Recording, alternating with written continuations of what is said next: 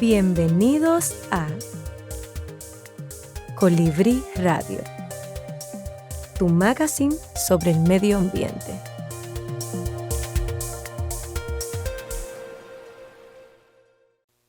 Bienvenidos, amigos y amigas, a esta nueva entrega de Colibrí Radio, que se difunde cada jueves a las 3 de la tarde por Radio Funglode. Esta semana estaremos tratando el tema de la acuicultura, un tema sumamente importante para la República Dominicana, no solo como una fuente de generación de riqueza, sino también como una alternativa para quitarle presión a los ecosistemas naturales marinos, en donde se desarrolla gran parte de la pesca que desarrollamos en la República Dominicana. Hoy estaremos con Osvaldo Vázquez y Cecilio Díaz Carela, profesor de la Universidad Autónoma de Santo Domingo y especialista en asuntos pesqueros y en acuicultura. Y hablaremos sobre la situación de la acuicultura en la República Dominicana actualmente, el potencial que tiene en la República Dominicana, si hay o no hay limitaciones de carácter político, de carácter económico o de tipo climático para el desarrollo de esta actividad económica en la República Dominicana. No se lo pierdan, amigos. Será muy interesante. Ya volvemos con Colibrí Radio.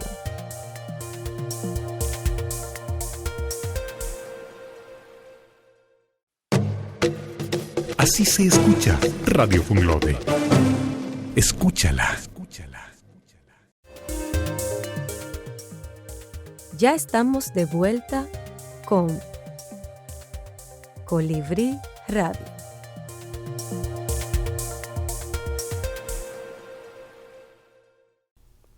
Bueno, continuamos aquí con Osvaldo Vázquez y nuestro invitado especial del día de hoy, Cecilio Díaz Carela, un especialista en asuntos pesqueros, y hoy vamos a tratar el tema de la acuicultura, que es un tema sumamente interesante para la República Dominicana. Cecilio, buenos días. Muy buenos días, gracias por la invitación, Daneris y Osvaldo, que están con nosotros ahora. Debo corregirte que Cecilio no solamente es de acuacultor. Cecilio es una persona de mar, pesquero, una persona que sabe de todo, sí, un poco. Y que tiene una gran experiencia acumulada en estos años de servicio que tiene, también en el ámbito académico. La Universidad Autónoma, pues siempre hemos estado ahí. Y bueno, estamos siempre a la orden de los amigos y todos aquellos que en lo que pueda ayudar. Cecilio, y para comenzar inmediatamente, ¿cuáles son las expectativas, las proyecciones que tiene la acuicultura en la República Dominicana hoy día? Bueno, yo diría que hemos hecho muchos intentos porque la acuacultura sea una actividad importante en la producción nacional. Digamos que ahora pues nuestra pesca anda por alrededor de unas 15.000 toneladas, pero pudiéramos ponerlo como meta también 5 o 6.000 toneladas de producción por parte de acuacultura para aumentar nuestro volumen de pesca y posiblemente el consumo de pescado en República Dominicana. Aunque importamos una gran cantidad de pescado, estamos importando por lo menos, yo diría que unas 10.000 toneladas de arenque y bacalao y de otros productos frescos unas 5 o 6.000 más. Es decir, que andamos por un consumo más la producción nacional de unas 40.000 toneladas, pero debemos aumentarla. Y creo que la acuacultura es quien tiene ese rol en República Dominicana. Efectivamente. Lo que ocurre es que muchas veces hemos perdido la vocación y la fe en que la acuacultura puede. Yo creo que sí que puede.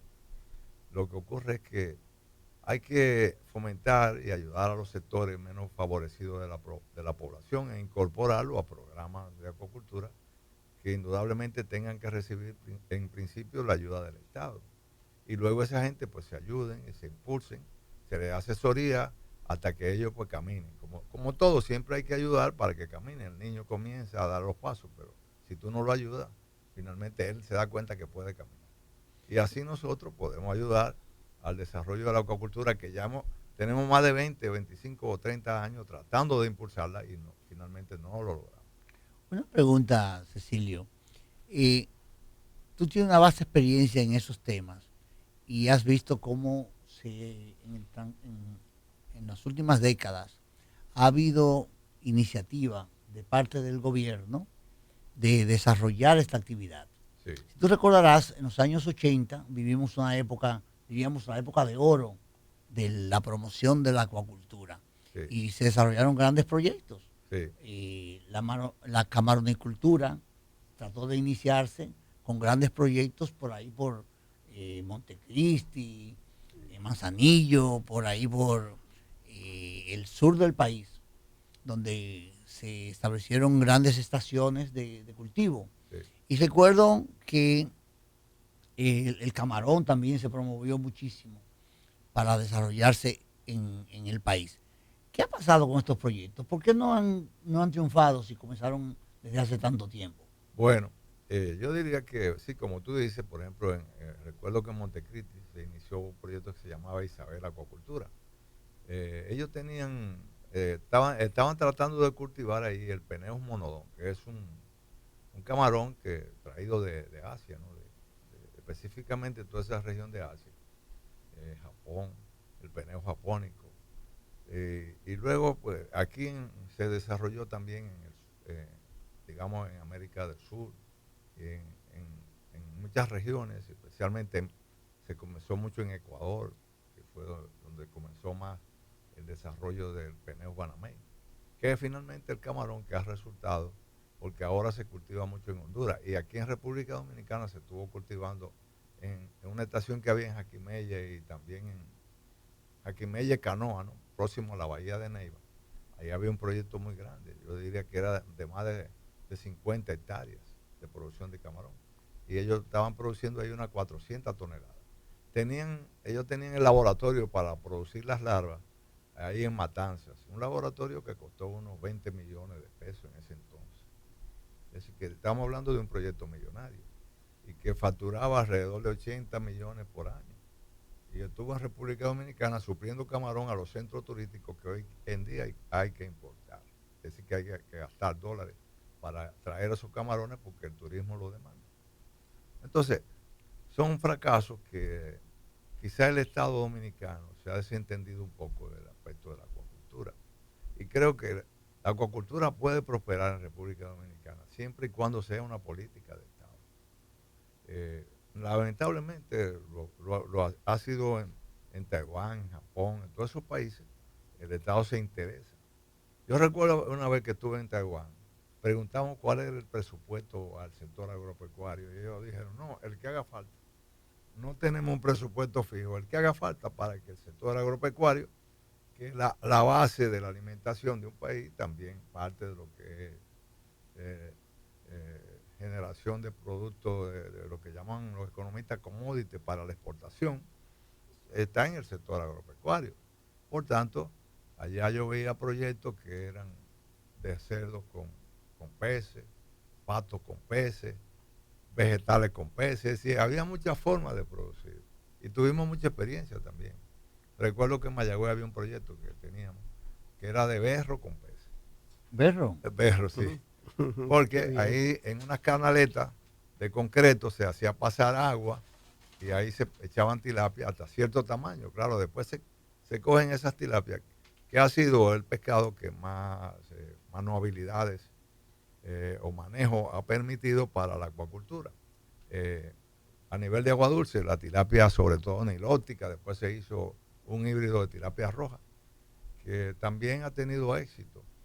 Tengo amigos aquí que están cultivando actualmente tilapias rojas. Bueno, yo diría que son héroes, ¿no? Dentro de este mercado. Realmente hay muchos proyectos ahora de tilapia roja. De tilapia Tanto, roja. No solamente en estanques, sino también en jaulas, en jaulas, las presas. en agua dulce. Por ejemplo, en la presa de Atillo tenemos inclusive imágenes de esos proyectos desde el aire. Ajá. Que te pueden mostrar el vertiginoso desarrollo que ha tenido la piscicultura de agua dulce en las presas, tales como presa de Atillo. Presa de Atillo, principalmente. Pero fíjate, eso ha traído como consecuencia de que esa esa visión que tenía el pueblo de que la tilapia sabe a tierra, ya no es así, porque en las jaulas ellas no tocan la tierra. Claro, ellas comen alimento peletizado preparado. Y el sabor es diferente. Claro, es correcto. Claro, lo único que los productores se quejan un poco en el uso, por ejemplo, de la geomembrana, de los altos costos que tienen esos productos para la fabricación de las jaulas, lo cual me imagino que debe incidir en la rentabilidad de este tipo de proyectos. Claro. No sé si hay una nueva técnica de alimentación, que por ejemplo el bioflop, que están usando algunos acuacultores, por ejemplo, el caso de, creo que en Por Vallaguana, están usando esa técnica, que se coloca una especie de cultivo de bacterias que producen comida, ¿no? Es para complementar el alimento. Complementar la alimentación peletizada. No sé si, por ejemplo, los canastos también pudieran tener algún sistema de bioflor. No sé si funcionaría. Había que probarlo a ver, porque sería tal vez un avance importante en el cultivo, porque los cultivos en canastos generalmente son intensivos, ligeramente, en el sentido de que hay muchos organismos en apenas 4, 5, 6 metros cúbicos de agua. Justamente queríamos ilustrar a la audiencia nuestra, tanto televisiva como radial, Sí. en el tema de lo que es la producción intensiva o extensiva. Sí. Por ejemplo, tú mencionabas los policultivos anteriores como un cultivo de patos. Patos con peces. Y pones peces abajo. Ajá. O lilas y pones peces. O cerdos. Son policultivos. O cerdos que usan las heces fecales para... No, las heces no la usan. No, en el caso de los cerdos, solamente se canaliza hacia el tanque la orina. Pero las heces pueden ser utilizadas para hacer abono, para hacer... sí. Pero esos policultivos son normalmente extensivos. Sí, pero hay otros cultivos que son intensivos. Donde sí. Pero en el caso que tú mencionaste del biofloc, tú ves que el biofloc es usar el alimento natural del estanque para complementar el alimento peletizado. Claro. Y eso usarlo y fomentarlo, fomentarlo. porque se fomenta también el crecimiento de esos organismos vivos, algas, para que funcionen como alimentos. Y todo. ¿Qué pasa? Pero yo quería justamente, cuando hablamos ya del cultivo intensivo, cuando estamos hablando de uso de alimento peletizado,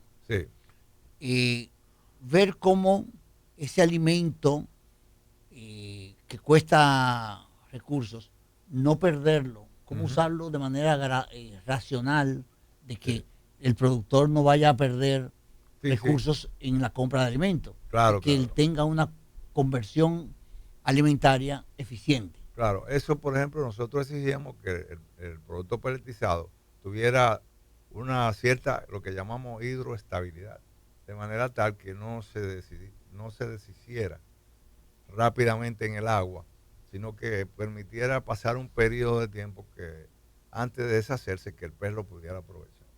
Y eso se conseguía con ciertos almidones que se le pone al alimento cuando se fabrica, cuando se hace el pellet, para lo que tiene que tener cierta hidroestabilidad, y eso se prueba en el laboratorio, a ver cómo resulta este alimento y qué posibilidad de aprovechamiento tiene. Porque como tú dices, lo que se va al fondo, a menos que tú no tengas un policultivo con con carpas, que las carpas aprovechan y mueven el fondo, pues, pero entonces es problemático. Lo que se va al fondo se pierde, porque la especie que más nosotros cultivamos es la tilapia, y la tilapia come en superficie. Come, en la columna por eso el alimento tiene que estar, el alimento tiene que estar en la columna de agua o flotando. Sí, bueno, sí. Entonces por eso tiene que tener una buena hidroestabilidad el alimento. Y una flotabilidad determinada. Eso hay que exigírselo al fabricante. Perfecto. El técnico tiene que saber, más o menos, por la literatura, sabe cuáles son los alimentos que tienen mejor hidroestabilidad, y en base a eso le exige al fabricante: yo quiero que mi alimento tenga tanto por ciento de hidroestabilidad. Algo que yo quisiera comentar con la audiencia es que, como toda actividad pecuaria, el kit del asunto está en que cuántos kilogramos de alimento vamos a convertir en kilogramos un kilogramo de carne. de carne de pescado. Entonces, la conversión es determinante porque ahí es que se expresa. Se consigue la rentabilidad de los proyectos. Bueno, eso se estudia en el laboratorio también. ¿Cuál es la conversión de alimento a carne? Por eso justamente tenemos aquí ya alimentos propicios para el cultivo de peces en agua dulce. Sí, bueno, había una compañía que lo hacía en la parte este pero eso ha sido siempre uno de los factores más problemáticos para la acuacultura, la fabricación de alimentos en República Dominicana. En tanto porque el cultivo de camarón también depende de ciertos alimentos. Por ejemplo, compañías americanas se dedican, porque en Estados Unidos hay también desarrollo de maricultura de camarones. Y aquí ahora en Honduras hay una gran empresa y producen mucho del camarón que estamos trayendo a República Dominicana, lo estamos comprando en Honduras. El Peneo Banamey, que es el que ellos están cultivando. Y que era el que se cultivaba aquí en Jaquimella. Pero siempre ha sido que cuando falla la empresa productora de alimentos, entonces los productores deben recibir ayuda del Estado para importar alimentos a tasa cero, inclusive facilidades para la adquisición de divisas para traerlo de fuera. Cecilio, ¿cuáles son los factores que a tu juicio han limitado el desarrollo, masificación de la acuicultura en la República Dominicana? Bueno, yo diría que quizás no la hemos asumido realmente como una política de Estado, con todo lo que se requiere. Apoyo, el Estado tiene que tener centros de investigación, porque el empresario o el productor no puede dedicar tiempo a la investigación, ya que él es simplemente el productor. Entonces, hay que fortalecer los centros de investigación, incluso la producción de alevines, porque en una época nosotros teníamos en Nigua, teníamos un centro de producción de alevines, tanto para repoblar las fresas, porque aunque había crítica en el hecho de que introducíamos especies exóticas, pero en un lago, una presa, ya se está tratando de un lago artificial que se crea con un embalse, y puede ser que la tilapia sobre todo, que tiene tanto potencial, un alto potencial biológico, puede irse a los ríos, invadir. Pero la tilapia tiene limitaciones en cuanto a la temperatura. Por ejemplo, cuando hicimos un estudio, por ejemplo, en la cuenca del Yaque del Sur, nos dimos cuenta que la tilapia solo está hasta cierto límite con respecto a la temperatura, porque ella no puede subir, por ejemplo, a la zona donde están los dajaos, la zona donde están los peces que requieren una temperatura más fría y más corriente. A ella le gusta más las áreas de temperatura más cálida y agua más tranquila hacia abajo. Ahora, ya en el país tenemos industrias de producción de alimentos que fabrican alimentos de muy alta calidad para las especies dulceacuícolas. Y creo que estamos viviendo hoy día un segundo, diríamos, florecimiento de la acuacultura. Sí. Ya tenemos proyectos financiados a tasa cero por parte del gobierno. Sí. Existe lo que se llama el FEDA, que es un fondo especializado de desarrollo agropecuario, que a través del Banco Agrícola está dando financiamientos a tasa cero. Ahora mismo en Atillo existen como unos 14 proyectos financiados. En canasto, ¿verdad? Sí, en jaulas. Geomembrana, con geomembrana. No, jaulas flotantes. Jaulas flotantes. Sí. Okay. El caso de la geomembrana es importante mencionar, porque lo dijiste ahorita.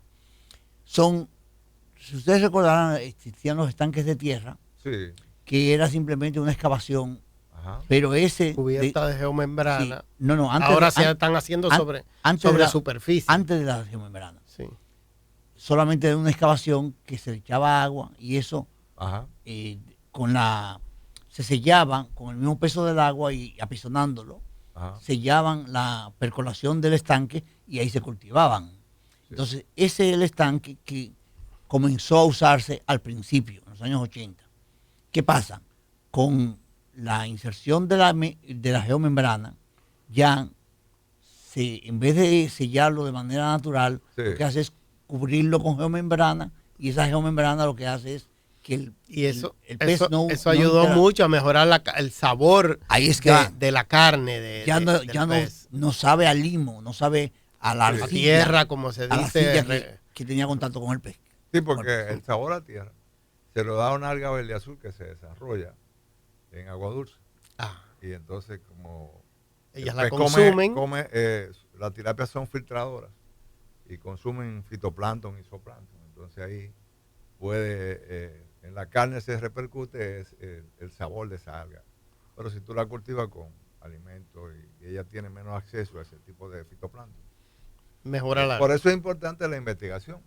Correcto. Porque cuando tú investigas, por ejemplo, en un estanque, voy a estudiar el fitoplancton que hay aquí, déjame ver cuál es el zooplancton, porque es un alimento adicional al que tú le echas. Correcto. Y entonces tú ya tienes, el técnico va allí y le dice al productor, mira, tú haces esto, observa esto, y en base a eso tu producción está garantizada.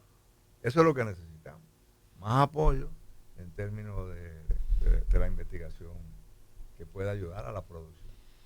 Ese renacer que se está dando de la acuicultura en la República Dominicana en este momento, sí. ¿Dónde se está expresando? ¿En qué lugares específicamente se están desarrollando los proyectos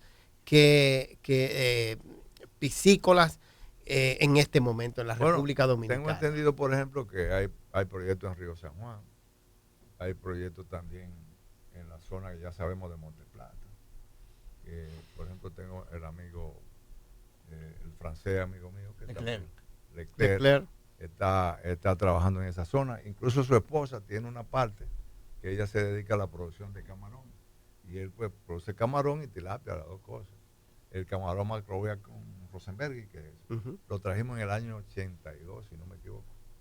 82 a la República Dominicana. Igual trajimos la primera tilapia roja, la trajimos nosotros, en la estación de Nigua. En aquel entonces teníamos cooperación con Taiwán, en la misión china.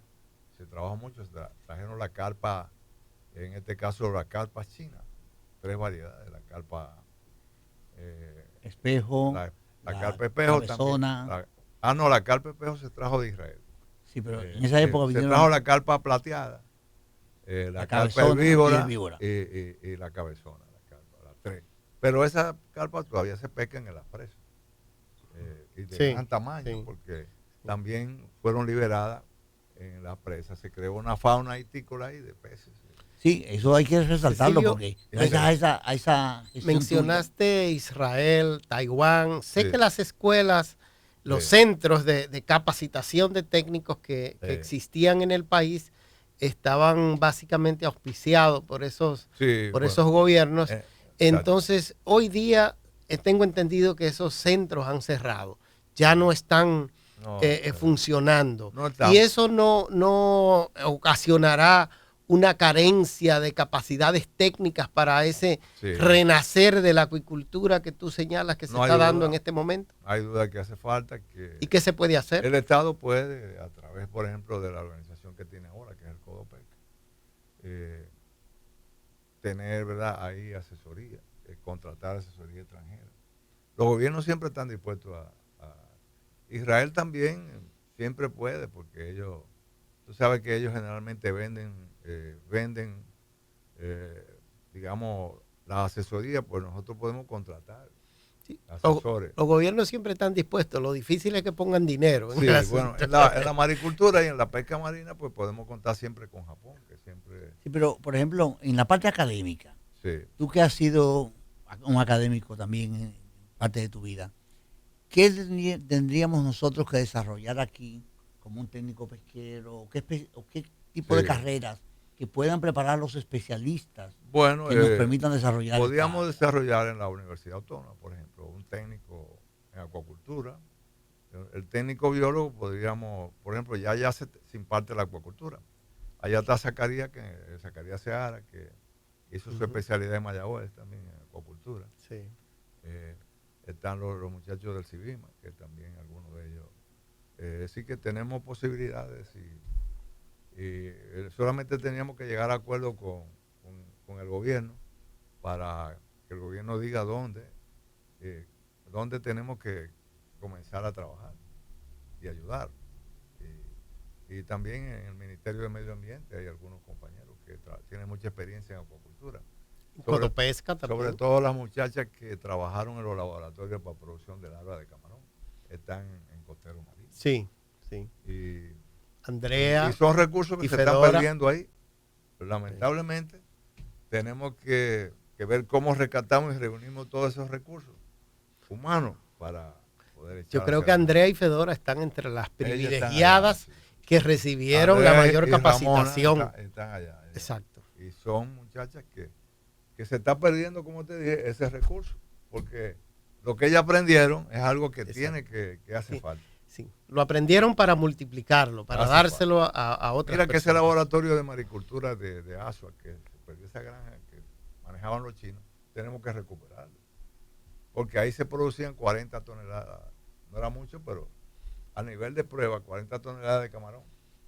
Y además se producía larva para darle a los productores si se requiriera. Correcto. Como nosotros también en la otra estación producíamos larvas de camarón y se creaban agua dulce. Y se creaban las capacidades técnicas para que esas iniciativas privadas tuvieran técnicos con capacidad para manejarlas. Claro, para fortalecer la empresa tenemos que fortalecer la investigación. O comprarla. ¿Cuál nos salía más cara? Si tenemos que comprarla fuera, no sé, serían $. Sí. Yo quisiera, después de la pausa que vamos a tener ahora, poder llevarte conjuntamente con Danelis a ver las imágenes que tomamos de una visita que hicimos a una granja de maricultura que hay en la zona de Baní. Muy interesante. Y que hablemos un poco de lo que es la maricultura en la República Dominicana. Muy bien. ¿Cómo no? Así que, por favor, manténgase ahí, que volvemos en breve. Gracias. Ya volvemos con Colibrí Radio.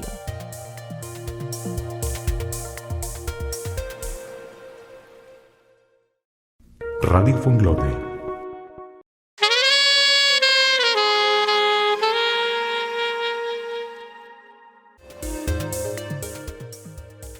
Ya estamos de vuelta con Colibrí Radio.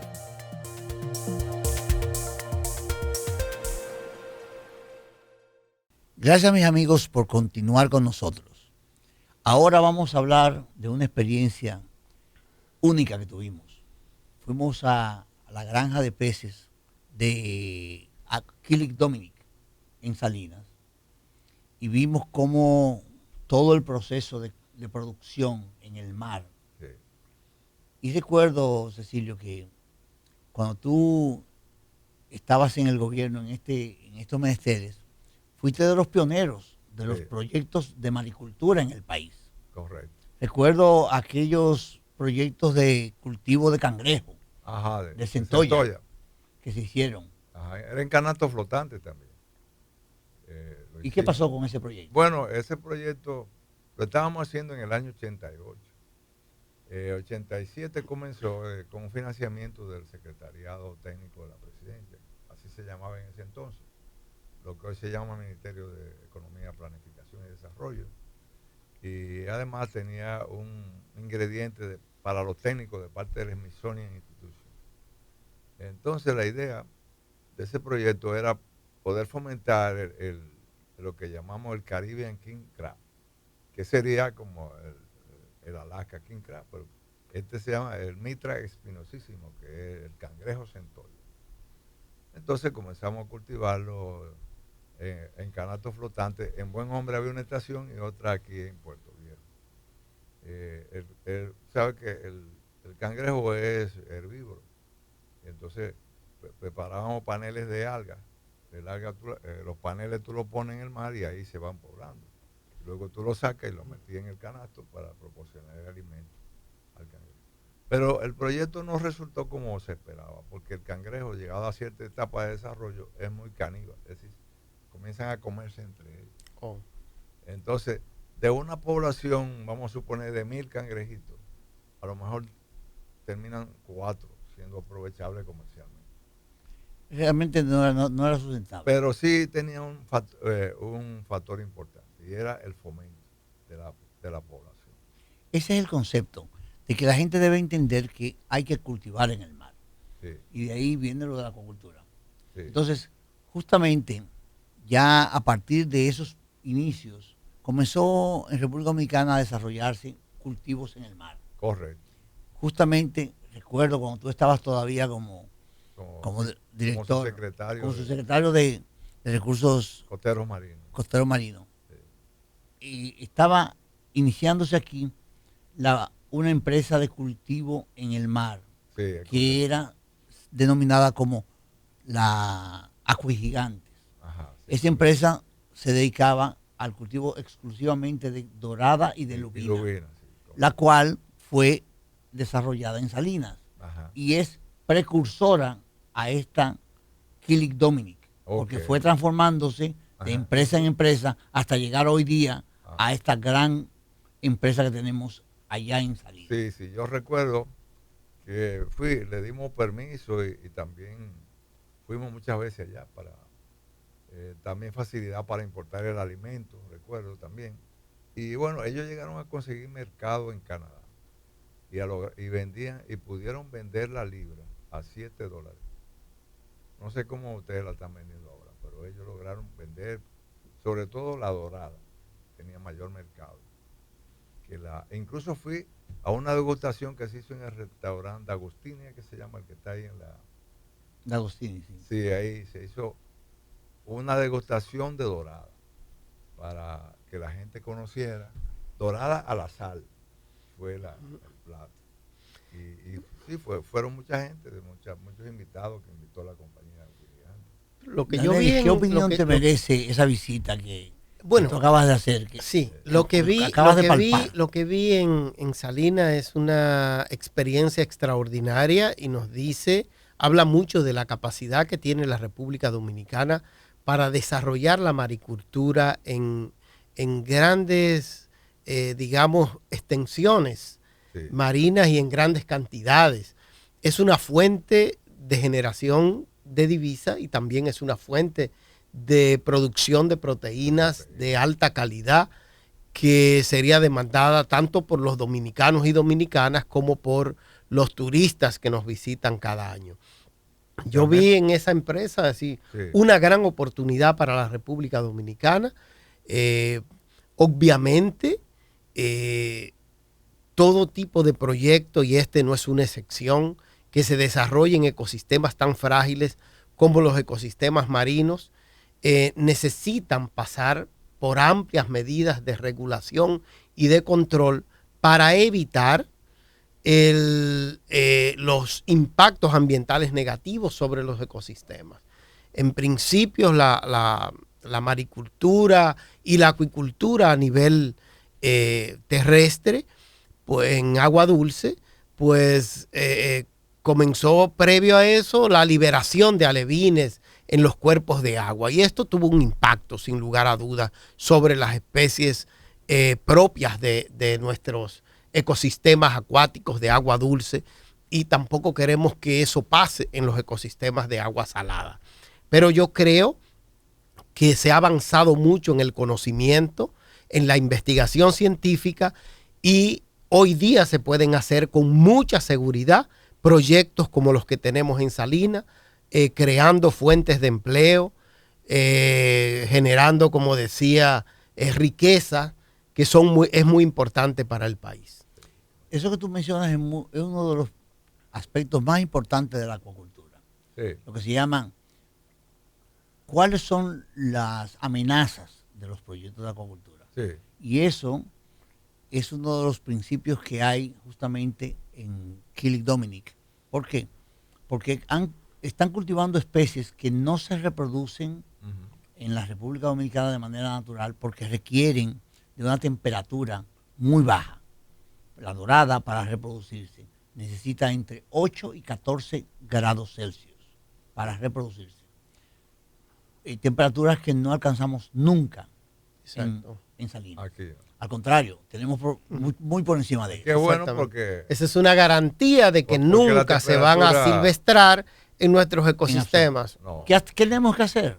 Justamente en la estación que tenemos en tierra, tenemos un aclimatador para el agua bajarla a 8 grados y poder mantener las larvas de 8 grados y después llevarla gradualmente hasta los 30 grados, 28 grados que tenemos en salida. Sí. Otro aspecto, mantener los alevines, porque nosotros traemos los alevines en forma de huevos fecundados desde Turquía por avión. Y llegan aquí y hay que mantenerlos a una temperatura tal de que ellos puedan desarrollar las larvas y desarrollar los alevines. Ahora, además de eso, esos alevines, primero cuando están a nivel de larva, hay que alimentarlos con un alimento muy especial, que es muy fino. También tenemos que importarlo. Ahora, luego ya cuando tenemos un pececillo, un alevín, que podemos alimentarlo con alimento pelletizado, ya sí ese alimento puede ser adquirido en la República Dominicana. Aunque nosotros no usamos alimentos de la República Dominicana todavía, porque es el alimento que consume la dorada y la lubina son de alta demanda nutricional, proteínica, la cual solamente lo podemos adquirir en ese alimento que traemos de Turquía. Y lo traen ya con tasa cero. Sí, afortunadamente esos proyectos, desde ese insumos, tiempo estuvimos luchando para que... Claro, que dio sus frutos finalmente. Sí, finalmente dio sus Después frutos. de tu paso por el Estado, se creó la ley de pesca y acuacultura, que generó esa posibilidad de ayuda a tasa cero. De quitarle los intereses a... Sí, porque era uno de los principales problemas para el desarrollo del cultivo de camarón, que todavía sigue siendo un cultivo muy bueno para generación de divisas y también de proteínas para el país. Fíjate, nosotros en este proyecto de Kill Dominic estamos produciendo amplio volumen, y no solamente para el consumo local, sino también para la exportación. Ahora justamente estamos buscando nuevas alternativas de exportación porque tenemos suficiente biomasa para... ¿Y han explorado el mercado canadiense? Estamos tratando de abrir las puertas a la exportación en Canadá, pero eso tiene algunos problemas de interconexión, de acuerdos internacionales con Canadá. Hasta ahora nos ha ido mejor con Estados Unidos.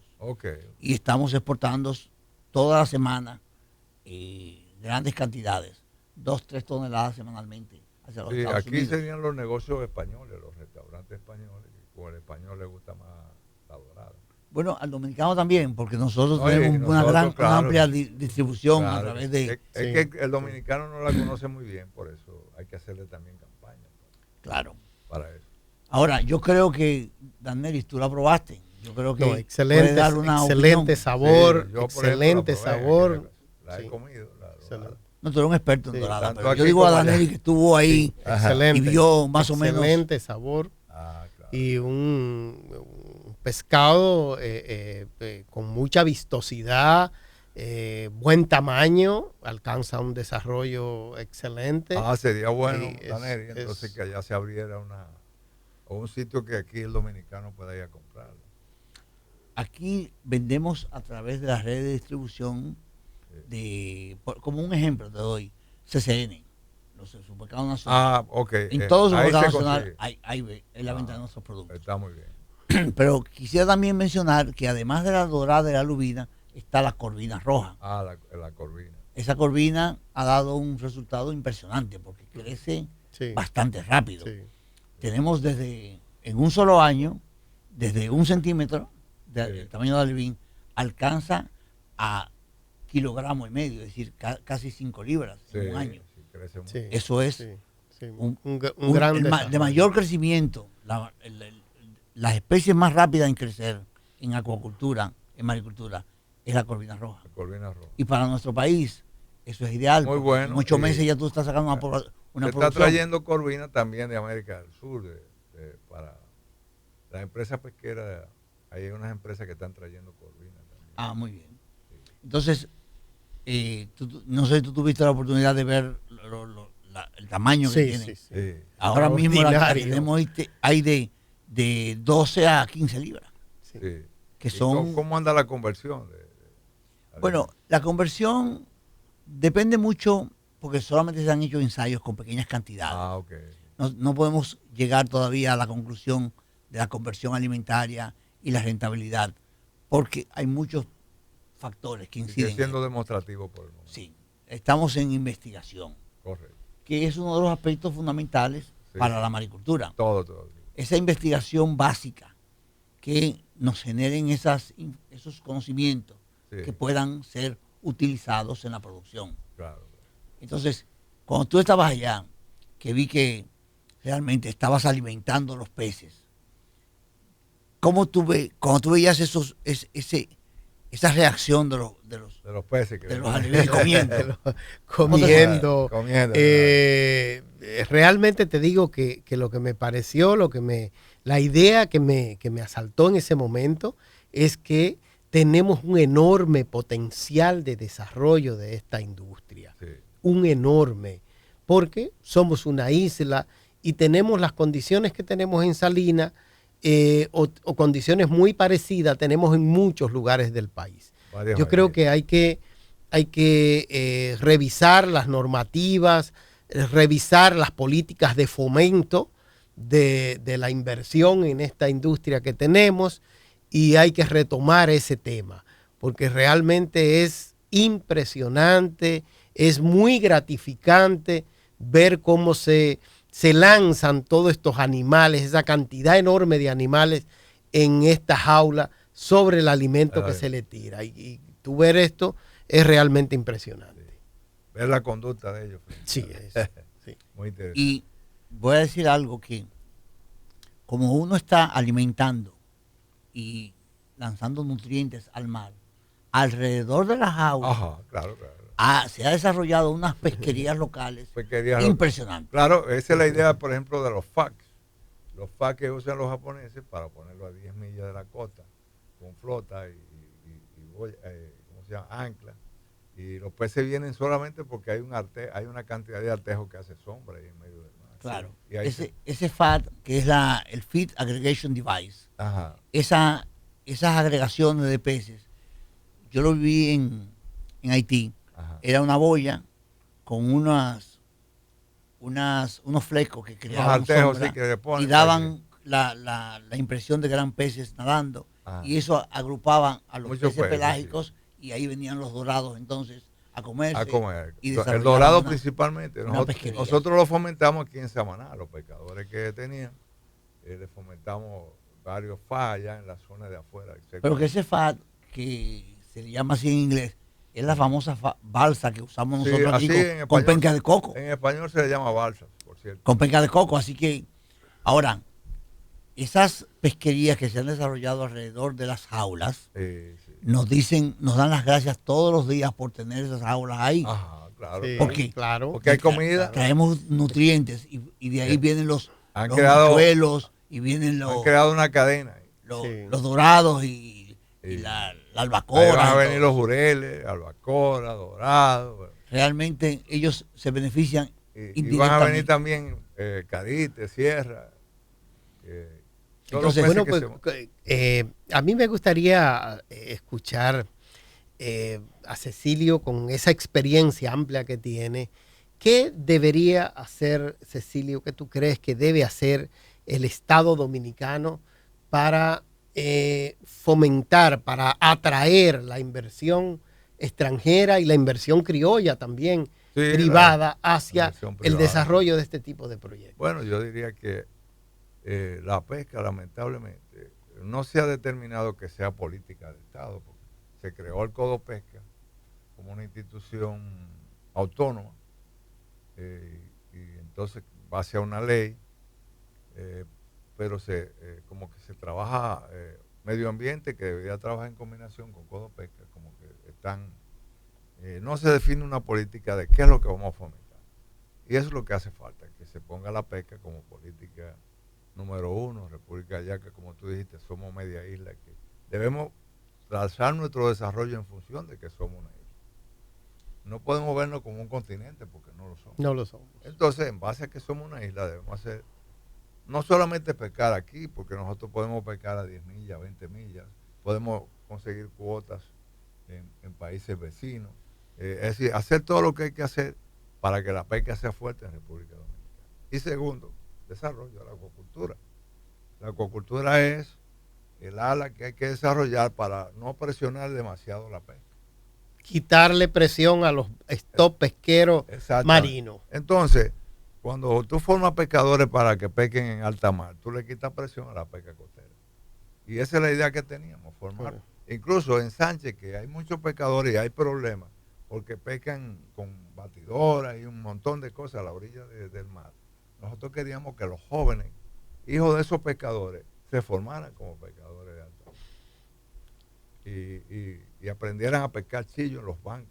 El chillo es un pez que tú no sabes cuántos chillos tú puedes pescar porque se evaluó, ¿verdad? Pero nosotros podemos pescar hasta 5.000 toneladas de chillo. ¿Cuánto estamos pescando ahora? Estamos importando mucho. El chillo es un pez de gran valor. Tanto aquí como que se puede exportar también el chillo. Aquí tenemos varias especies de chillo. El teleoculato, tenemos el ruama. Y hay un grupo de chillos que podemos aprovechar como pesquería número 1 en República Dominicana. Y después están los atunes, que no lo aprovechamos. Después está el calamar diamante, que lo están aprovechando algunos pescadores, pero que también es un recurso que pasa por nuestras aguas. Y los demás peces, el dorado, que tiene un gran valor, el que nosotros llamamos carite, que realmente es el pez distinto al carite, ¿no? A la sierra que tenemos nosotros. Nosotros llamamos a un pez distinto, le llamamos carite.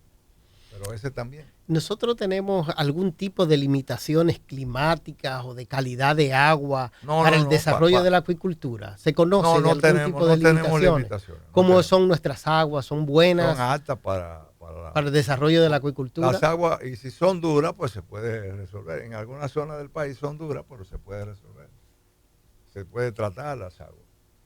Tú construyes la infraestructura y el agua dura, pues tú la tratas. Pero hay peces que no le importa que si es dura o no. Las mismas tilapias no le importa mucho si el agua es dura. Correcto.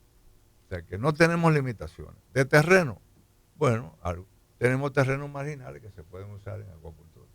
Y como tú dices, ya surgió, por ejemplo, la geomembrana, que en muchos sitios se puede aprovechar. Y se encuentra, hay establecimientos donde un emprendedor que va a iniciar una granja, con una pequeña granja, encuentra en la República Dominicana, en los mercados, los materiales para establecer esto, o tiene que importar. No, fíjate, los materiales se encuentran aquí mismo, porque ahí no hay que importar gran cosa. Lo único es el alimento. Pero como dice Osvaldo, ya aquí hay empresas que producen el alimento de República Dominicana para alimentos peletizados. Pero el Instituto de Investigaciones Agropecuarias y Forestales hizo una instalación de acuacultura allá cerca de Neiva, donde ahí se comenzó a estudiar, por ejemplo, lo que nosotros llamamos el mero basa. Sí, pero es el puntanzo. Y eso podría tener... Pero ese ni es mero ni es basa. No, yo sé, pero quiero decir que la gente lo llama así. Le llaman así. Sabemos que es un pez de agua dulce, que el grupo que pertenece es su nombre científico. Quiero decir que aquí la gente le llama así. Sí, pero yo le digo, quise hacer este juego de palabras, sí, porque se lo digo a la gente cuando me dicen, yo quiero comer mero basa, digo, mire, espérate, yo voy a comer otra especie, que no es mala, es buena, pero que no es mero ni es basa. Ni es basa. Pero nosotros podemos cultivar ese pez aquí. Se está cultivando. Oye, pero quiero decir que podemos ampliar ese cultivo, no que sea un cultivo pequeño, en pequeña escala como se está haciendo ahora, sino que importamos, ¿cuántas toneladas de ese pescado importamos? Muchísimas. Sí, pero ya se está cultivando aquí. Pues ojalá y que ese cultivo es bastante grande. Ojalá que se fomente bastante ese cultivo. Incluso se puede cultivar en canatos flotantes. Sí. Que como principalmente lo cultivan en el río Mekong, en Vietnam, que es donde principalmente viene el especie. Cecilio, fuera de la presa de Atillo, yo veo los otros lagos de todas las presas de nuestro país. Están vacíos. Están vacíos, nadie está haciendo nada en eso. Correctamente. Presa de Sabana Yegua podemos utilizarla. Incluso hasta la presa de Chacue, Tavera. Bueno, una vez hice un proyecto. Es un intento. Valdesia se puede utilizar. Perfectamente. Que tiene tres todos los embalses se pueden utilizar. Ahora, y el contraembalse también. Hay que desarrollar políticas en esa dirección. Claro, eso es lo que hace falta. Y buscar gente que esté interesado y entonces darle seguimiento. Bueno, yo creo que, señores, hemos hablado de muchas cosas. Sí. Y yo creo que todavía nos quedan muchas por hablar. Claro, porque con todos los días hay que hablar. Sí. Cecilio es una fuente, es como quien dice, una fuente de información muy diversa. Con una gran experiencia. Tenemos técnicos también. Muchos jóvenes que nosotros adiestramos, que hoy en día tienen hasta estanque algunos de ellos. Bueno, seguiremos con ustedes después de la pausa.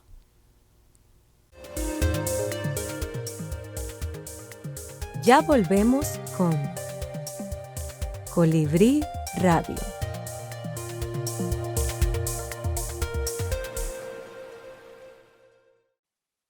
Esto es contenido. Esto es Radio Funglode. Radio Funglode.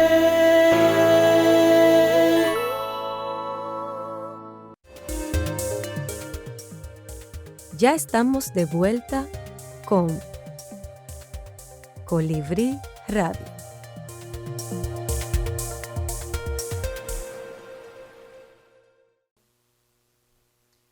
Mis amigos, como ustedes han visto, este programa ha traído una diversidad de la información sobre cómo cultivamos el mar. Y espero que le haya interesado, porque como ustedes ven, este es un programa donde se interviene la ciencia y el arte. Cultivar peces es una actividad que involucra a ambos aspectos. Y lo ha visto como tiene una serie de situaciones, una serie de enfoques, los cuales hay que tomar en cuenta antes de hacer esta actividad. Hemos compartido escenario con el licenciado Cecilio Díaz Carela, quien ha tenido una vasta experiencia en el área y quien nos ha brindado sus conocimientos sobre estos temas. Espero le haya gustado y espero que nos envíen sus comentarios a través de las redes nuestras de la Fundación para poder así darle respuesta o diseñar otros temas para el futuro. Gracias por su sintonía y espero verles pronto. Muchas gracias. Esto fue Colibrí Radio, tu magazine sobre el medio ambiente.